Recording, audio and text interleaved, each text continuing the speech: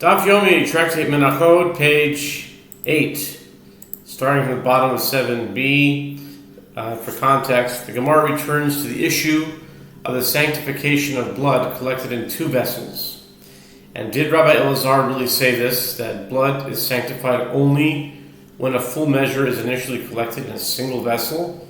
But it was stated with regard to the high priest's griddle cake offering, Rabbi Yochanan says that it is not sanctified in halves, meaning if half of a tenth of an ephah was placed in one vessel and a second half in another vessel, neither is sanctified. Rabbi Elazar says, since it is sanctified in halves, as half of the meal offering is sacrificed in the morning and half in the afternoon, it may be sanctified in halves. And now this brings us to our daily daf of Menachot 8, Menachos Ches, Amud Aleph, top of the page, with the words V'im Isa. V'im Isa lelev midam. And if it is so, Rabbi Elazar holds that blood may not be sanctified in halves.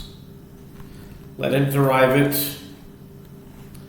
The halacha of the high priest's griddle cake offering from that of blood. And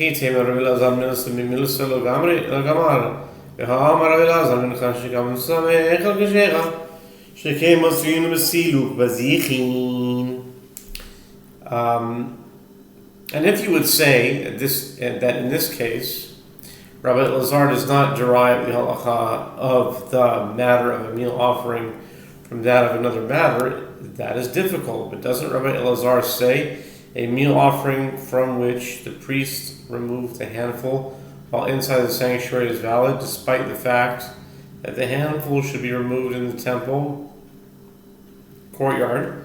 The reason is that we find a similar case in the sanctuary with regard to the removal of the bowls of frankincense from the table of the showbread, just as the bowls permit the showbread for consumption when removed in the sanctuary, so too the handful permits the remainder of the meal offering for consumption. This indicates that Rabbi Elazar does not derive the halacha of a meal offering from that of another matter. Mincha yalev, mincha midam lo yalev. The Gemara responds, Rabbi Elazar does derive the halacha with regard to a meal offering from that of another meal offering. The showbread is considered a meal offering, but he does not derive the halacha with regard to a meal offering from that of blood. וממינך לא יעלה וצניה עד שלא פרקה נפרס לחמה לחם פסול ואין מקטיר עליו ואין את הבזיחין מי שפרקה נפרס לחמה לחם הפסול ומקטיר עליו את הבזיחין. The Gemara asks, and does Rabbi Elazar derive the halacha of one meal offering from that of another meal offering? But isn't it taught in a braita?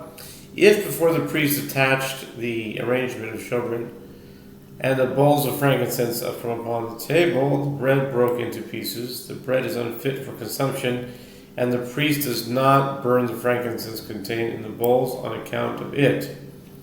If the bread broke after the priest attached it, the bread is unfit, but the priest burns the frankincense contained in the bowls on account of it. Rabbi Elazar lo perka mamash, אלא כיוון שהגיע הזמן לפרק, אבל בי שלא פרקה, כפי שפרקה דמיה. The Gemara continues, and Rabbi Elazar says, when the bride refers to the detachment of the showbread, it does not mean that the priest actually detached it. Rather, it means that once the time to detach it has arrived, even though he has not yet detached it and has not removed the bowls, it is considered as though he has detached it. Accordingly, if the showbread broke after that time, the frankincense is burned. The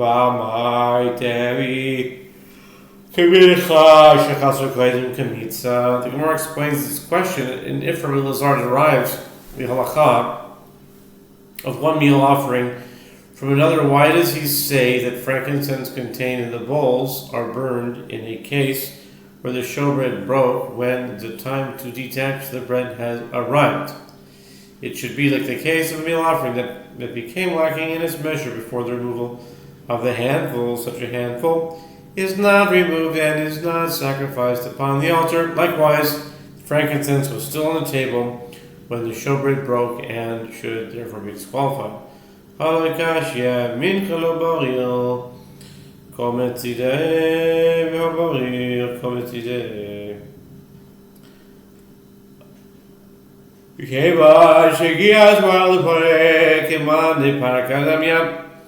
Gemara answers this is not difficult, as there is a difference between these meal offerings.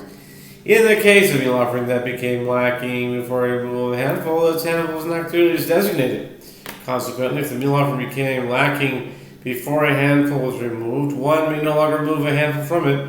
But in the case of the showbread and the bowls of frankincense, its handful, meaning the frankincense, was clearly designated at the time when the frankincense was placed in the bowls, since the frankincense is in a separate container from the bread.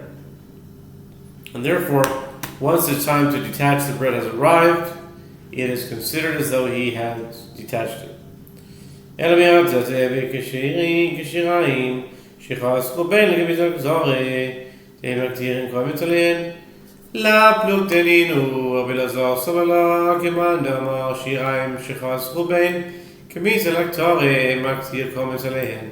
Gemara asks, but if that is so, then even if the time to detach the showbread arrived, why is the frankincense burned? It should be like a case where the remainder of a meal offering became lacking between the removal of the handful and the burning upon the altar. The halacha in this case is that one does not burn the handful on account of such a meal offering. The Gemara responds, isn't it a dispute among the Amoraim, 9a, whether or not the handful is burned in such a case? One can say that Rabbi Elazar holds, in accordance with the opinion of the one who says that if the remainder of a meal offering became lacking between the removal of the handful and the burning, the priest burns the handful on account of such a meal offering. Gufa chavite kohen gadol. Rabbi Yochanan amar enu kedosh l'chatzin. Rabbi Elazar amar mitoch shekarer l'chatzin kedosha l'chatzin. Amar Rabbi Yochanan. Ma'etam Rabbi Yochanan amar kra mincha machitzta havi mincha yachach chatzei. The Gemara discusses the matter itself. With regard to the griddle cake offering of the high priest, Rabbi Yochanan says that it is not sanctified in halves. And Rabbi Elazar says, since it is sacrificed in halves, as half of the meal offering is sacrificed in the morning and half in the afternoon, it may likewise be sanctified in halves. Rav Achaz said, what is the reasoning of Rabbi Yochanan? The verse states, a meal offering perpetually, half of it in the morning and half of it in the evening. Leviticus 6:13. This means first bring a whole meal offering and only afterward divide it into halves.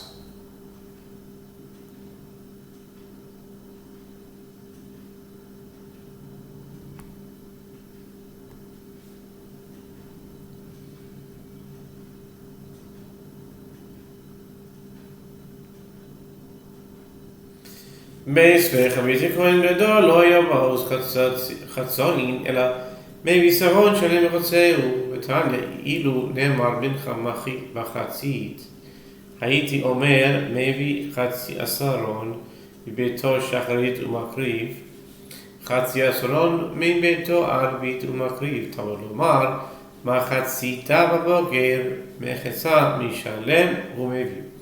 The Gemara raises an objection to the opinion of Rabbi Elazar.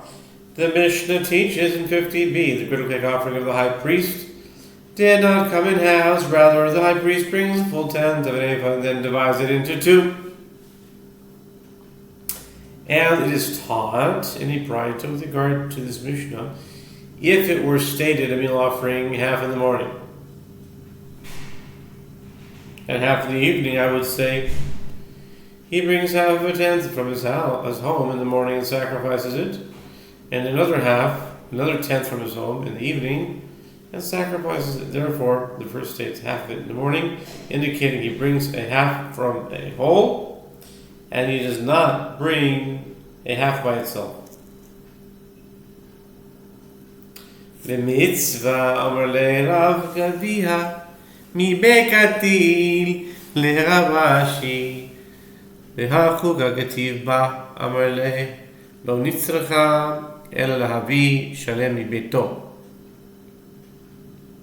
The Gemara responds, Rabbi Elazar maintains that the verse requires that a whole meal offering be brought in the morning only for a mitzvah, meaning ab initio. Nevertheless, if half of a tenth was brought in the morning, it is valid after the fact. Rav Gavia from Beit Katil said to Rashi, but the term statute is written with regard to the griddle cake offering, as the verse states, a statute forever, Leviticus 6:15, and a statute forever, Leviticus 6:15. And there is a principle that whatever the Torah calls a mitzvah, a statute, the details of its performance are indispensable. Rav Ashi said to him, it was necessary for the Torah to define this mitzvah as a statute only with regard to the requirement that thy priest bring a full tenth from his home. With regard to its sanctification in a service vessel, it can be sanctified in halves. Umi amar Yochanan Nachi, v'hayitmar hifrish chatzi asaron, v'da'ato le'osiv Rav amar enu kadosh, v'Rabbi Yochanan amar kadosh, v'imita le'lef michavitim. The Gemara asks, and did Rabbi Yochanan really say this? But it was stated, if one set aside half a tenth of an ephah for any meal offering, and his intention was to add to the half in order to reach a full tenth, Rav says that it is not sanctified, as he did not bring a full tenth. Rabbi Yochanan says that it is sanctified, and if it is so, then Rabbi Yochanan holds that the griddle cake offering cannot be sanctified in halves. Let him derive it from the griddle cake offering, so that no meal offering may be sanctified in halves. And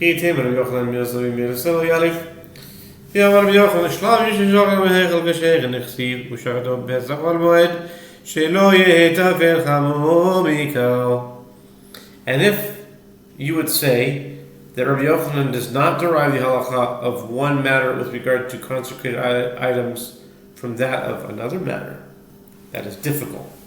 But doesn't Rabbi Yochanan say peace offerings that were slaughtered in the sanctuary are valid, as it is written, and slaughter it at the entrance of the tent of meeting, Leviticus 3:2. In other words, in the courtyard. Rabbi Yochanan explains, it is logical that the halacha with regard to the minor area, meaning in the courtyard, should not be more stringent than the halacha with regard to the major area, the tent of meeting. Evidently, Rabbi Yochanan derives the halacha with regard to the sanctuary from the temple courtyard. Da'at Elohosif shani d'tanya meleim, ein meleim ele shleimim kilomar, she'eino kadosh ad she'ei saron shalem, ve'amar Yossi ematay, bizman she'en da'ato le'osif, aval bizman she'da'ato le'osif rishon kadosh. The Gemara responds, Rabbi Yochanan does in fact derive the halacha of one matter from another, and therefore he learns the halacha with regard to all meal offerings from the griddle cake offering, that in general they are not sanctified in halves, but a case where one expresses his intention to add to the half measure is different, as it is taught in a Braita with regard to the verse. Both of them for fine flour, Numbers 7:13, full reference to only two full measurements. That is to say, the flour is not sanctified until there is a full tenth inside the vessel. And Rabbi Yossi said, when is the halacha? The fine flour is sanctified only if a full tenth is inside the vessel. It is at the time when his intention was not initially to add to that which he placed inside the vessel, but at a time when his intention was initially to add each initial bit of flour is sanctified by the vessel. The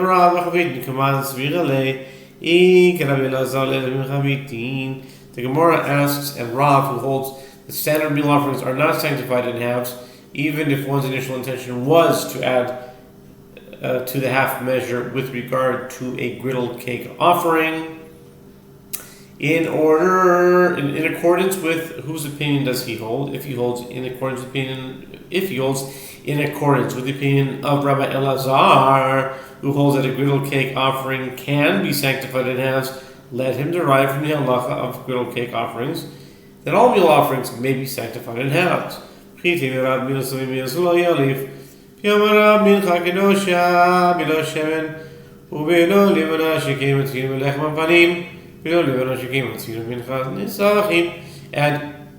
you would say that Rav does not derive the halacha of one matter from that of another matter, that is difficult, but doesn't Rav say a standard meal offering which is brought with oil and frankincense is sanctified by a vessel, even without its oil and without its frankincense?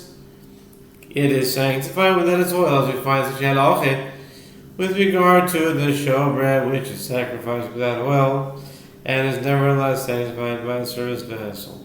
Similarly, it is sanctified even without its frankincense, as we find such halacha with regard to the meal offering accompanying the libations of an offering, which is sacrificed without frankincense, and is nevertheless sanctified by a service vessel.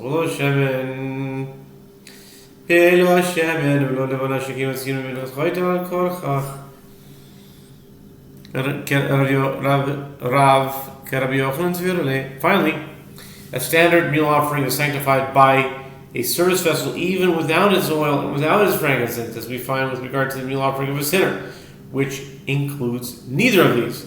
This indicates that Rav does derive the halacha of a meal offering from other meal offerings, rather perforce.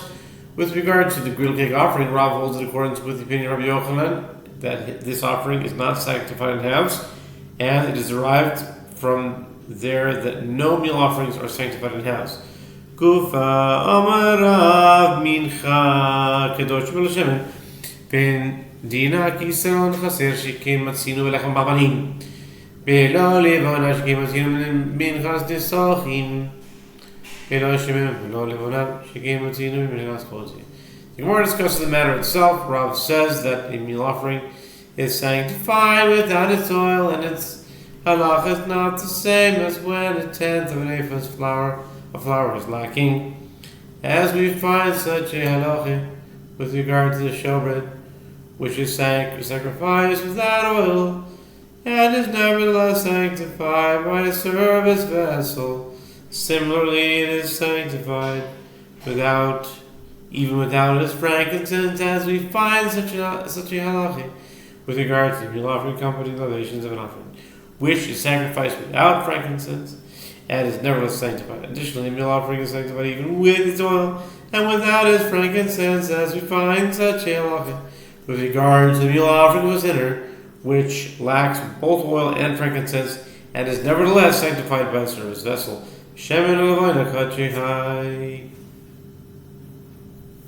Belahai v'hai belahai Shemen shekei matzinu belok shemen shemesoy levoina shekei matzinu levoina va v'vazichem v'rabi Chanina Amar. Now we're turning to 8b. Lo zu kedosha below zo kedosha below zo. Okay? Rav continues. Oil and frankincense are each sanctified by service vessels. This substance without that one, and that substance without this one. Oil is sanctified on its own, as we find such a halacha with regard to the log of an oil of a leper, which is sanctified on its own. Frankincense is sanctified on its own, as we find such a halacha with regard to the frankincense that comes in the bowls that are brought with the showbread. There is no oil in that case, and yet the frankincense is sanctified in the bowls. And Rabbi Hanina says, now we're turning to 8b, Lo zo kedosha below zo, below zo kedosh below zo. Neither is this substance sanctified without that, nor is that sanctified without this. Rather, any meal offering that requires oil and frankincense is sanctified by a service vessel only when the flour, oil, and frankincense are all placed in the same vessel at the same time. Okay, continue with the next Amud, and we'll in the next video.